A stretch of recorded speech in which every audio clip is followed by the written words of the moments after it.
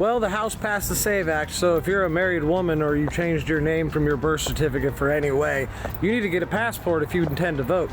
Because in that law, it says that when you register to vote, your name on your ID has to match your birth certificate or your passport, or you can't vote. So, if you're a married woman who changed her name, yeah, the Republicans just took your right to vote away, unless you happen to have a passport, which, costs about $200. Hey y'all, it's Joy with Conservative Black Girls. So the Democrats are at it again. We already know that they are they're fueled by misinformation and emotional speaking points, just pushing emotion. The more emotion, the more misinformation, the better. And apparently people are falling for it. That gentleman just said that if you're a married woman, you won't be able to vote. That's interesting. How interesting for that to be a driving force. And it's not just him. These are the speaking points of liberals across the board. They're making this an anti-women's act. And that's very interesting because this is the same party that has a difficult time defining what a woman is.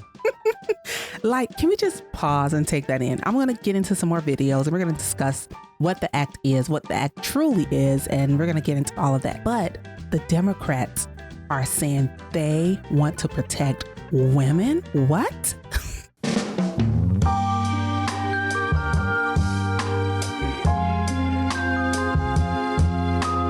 It's laughable. It's not as if this party, the Democrats, can even define what a woman is, or just if women should have the right to compete against other biological women in women's sports. I could go on. However, we're going to stay on the SAVE Act. Basically, the SAVE Act is, as it says, Safeguard American Voter Eligibility Act. It's safeguarding and keeping the right to vote in America strictly for Americans. It says if you are not an American, you should not be voting. Very straightforward. Common sense. It's not a trick. It's not against women. It's against people who are voting in the federal elections who should not be. If only everyone saw it that way. This is not war against the poor. This is not war against women. How can a party who cannot define what a woman is now claim to care about women? What? So, yes, it's already against the law for non-U.S. citizens to vote in a federal election. We understand that. Any person in the USA who is not a U.S. citizen should not be voting. However, there are laws in place that say any person who does not enter the country legally should not reap the benefits of people who migrate to America legally. That doesn't seem to be getting enforced. So is it so far-fetched to believe that we need something else in place to make sure the same thing is not occurring with our voting? I don't think so. If only other people saw it that way. About 25% of eligible voters in our country have IDs that do not match their birth certificates, usually because they changed their name once they got married. Under this bill, if they don't have a passport, and half of Americans don't, they wouldn't be able to register to vote. Think about that. Tens of millions of women, the backbone of our families and our communities, stripped of their right to vote simply because they got married. Now, Lori, that's not accurate. That's not accurate at all. Nor is it a fair statement. The SAVE Act does not strip away women's rights to vote. That's not what it does at all. The SAVE Act simply says you have to prove that you are a U.S. citizen to vote. And in thinking about it, because I like to critically think and just put a little more thought into the opposing views to make sure that I'm not just being caught in party loyalty and I'm actually thinking through the different aspects, right? So in thinking about it, I thought, and it got me to thinking, for a woman to have her name changed on a legal document, she has to gather up legal documentation, somehow go to a facility, provide proof of a legal marriage, give that to the agency. They have to review it. determine that it is valid, then her name can be legally changed. There is a process. If a woman has had the documents to legally change her name after marriage, she can use those same documents to register to vote. Just make sure they're all there. A woman has to provide documentation to even get married. Therefore, the capability is there. The SAFE Act does not prohibit anyone. It's simply, as it states, safeguarding the important right that has been earned for Americans and only Americans to vote. This is something that is common sense and it should be supported. It's unfortunate. Lori is not the only person on the left spreading misinformation. But wait, there's more. Every single day, if that's what it takes, because this is personal. It's for the mom in Gresham who can't afford to take unpaid time off work to go hunt down paperwork. It's for the woman in Hood River whose name no longer matches her birth certificate, who doesn't have the $160 for a passport. Are we really going to tell her she can't vote? Republicans failed to show up for their mothers, their daughters, their wives, and every woman in their life. But we are going to keep showing up, and we're just getting started. We're not going to stop. Isn't that interesting? Republicans fail to show up for the women in their life. So that's the angle. They're trying to use the "we're protecting women's" card, when we've already pointed out the Democrats have a very difficult time doing just that. Protecting women in restrooms, protecting women in sports, protecting women in identifying and defining women. Yet, this is the speaking point. This is not a woman-specific act. This is a American Protection Act. That needs to be understood. Everyone is pointing out the fact that a passport or birth certificate needs to be utilized. That is not the case. Based on the act that was introduced in January of this year, one of the guidelines is that the states are mandated to establish an alternative process under which an applicant may submit other evidence to demonstrate U.S. citizenship. You don't hear any of the people on the left mentioning that. It's right there in the act. But one must wonder, why are they conveniently leaving out important details? Another important factor mentioned in the act itself, right in print, black and white, you all. I did a little research and I looked this up. It says the bill specifies what documents are considered acceptable proof of U.S. citizenship, such as identification that complies with Real ID Act of 2005 that indicates U.S. citizenship. The problem is the states would have to amend their current criteria for a real ID. That can be done at the state level. All we have to do, it seems that going to the basics where there's law and order, you go through entering the U.S. the proper way through the proper channels, this wouldn't be an issue. We go back to the basics, the Real ID Act of 2005 that indicates U.S. citizenship, the problem is solved right there. That's conveniently being left out. Why is that? I'll tell you why. It's being left out because if you start talking about it, then we have to discuss voter fraud. If we just pretend and ignore and paint the picture that the Republicans are against women, they're trying to hold women back. It's a war against women and we're here to protect women. Oh, how ridiculous. This is the reason why. I'll tell you why. The reason why, Ms. Tulsi will inform you right here. This is why. It is concerning that you see so many of the Democrat elite dismiss people who merely ask questions about voter fraud. Well, no, it doesn't occur. When I was in Congress, I shared a house with my sister and her husband there in D.C. When election time came around, they got a few ballots from the previous owners of the home who had since been deceased. I don't know how many people in the country are getting ballots mailed to them to be filled out at home and returned. Wow. With the names of people who died, and there's no verification of that. So there are very clear steps that can and should be taken to increase and improve the integrity of our elections. It makes you wonder, is this why? Is the voter fraud intentional?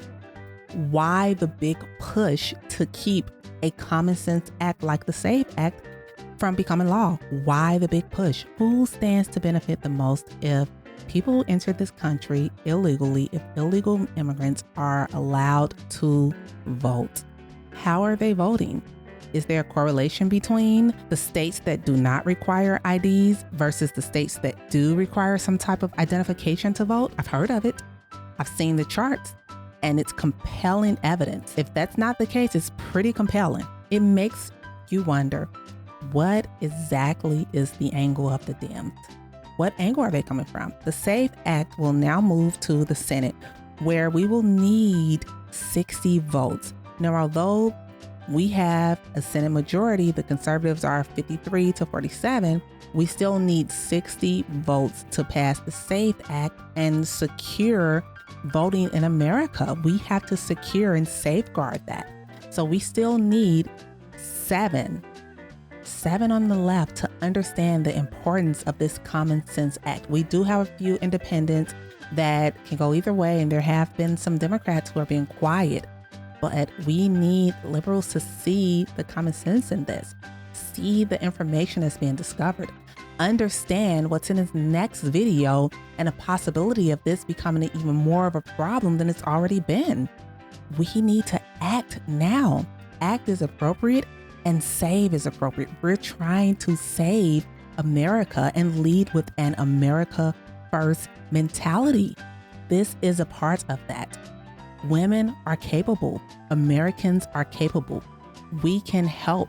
We can get the resources where we can help the Americans who need the assistance to get the necessary documentation to vote. We cannot allow the SAFE Act to not be passed. It is crucial. And in the next video, you'll see just why. People sometimes think that under the Biden administration that he was simply asleep at the switch. He wasn't asleep. No. They weren't asleep at the switch. It was a massive, large-scale program to import as many illegals as possible, ultimately to change the entire voting map of the United States and disenfranchise the American people and make it a permanent, deep blue, one-party state from which there would be no escape. It is unbelievable and disheartening to think this is how far the left is willing to go. And what's the benefit? How will it work? Let's see what else they had to discuss in this video. We've gone through on every benefit program we went through, we found groups from this particular group of people, this 5.5 million people in those benefit programs. And then what was really, really disturbing us was why. That's my question. Why? Why go through all this trouble? What do you stand to win? What do they stand to win? Ourselves why. And so we actually just took a sample and looked at voter registration records. And we found people here registered to vote in this population, yes. And who did vote? And we found some by sampling that actually did vote. And we have referred them to prosecution at the Homeland Security Investigation Service. Yeah. Already. That is already. Wow, and rightfully so. So you see, it's not just hocus pocus. Trump is not ridiculous. It's not a war against women. You know what it's a war against? It's a war against people abusing America. It's a war against people who don't want to put America first. It's a war against all of those who don't stand for the America first approach. That is what it is a war against.